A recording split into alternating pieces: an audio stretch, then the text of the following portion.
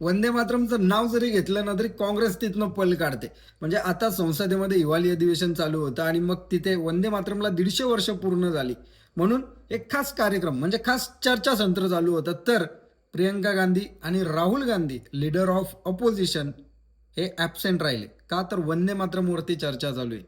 का म्हणजे वंदे मातरमला एवढा विरोध का? की वंदे मातरममध्ये जास्त देशभक्ती आहे किंवा वंदे मातरम हे देशभक्तीसाठी त्या स्वातंत्र्य सैनिकांच्या हृदयामध्ये किंवा या भारतातल्या जनतेच्या मनामध्ये देशभक्ती जागृत करण्यासाठी लिहिलेलं होतं. म्हणून असा विरोध होतोय. आणि तुम्ही वंदे मातरम जर बघितलं ना, आता आपण जे वंदे मातरम वाचतोय, शाळांमध्ये गातोय, ते शॉर्ट केलेलं आहे काँग्रेसने. का?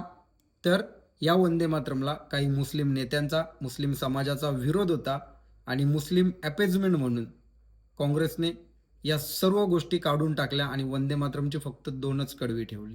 म्हणजे ज्या गाण्याचा, ज्या कडव्यांचा, ज्या गीताचा वापर या देशाला स्वातंत्र्य मिळवून देण्यामध्ये झाला, त्याचं योगदान खूप मोठं आहे. त्याच्यावरती जेव्हा डिस्कशन चालू असतं, तेव्हा काँग्रेसचे लीडर ऑफ अपोजिशन गायब होतात आणि यांना असं वाटतं, की पुतीन आल्यानंतर यांना जेवण करायला बोलवलं पाहिजे.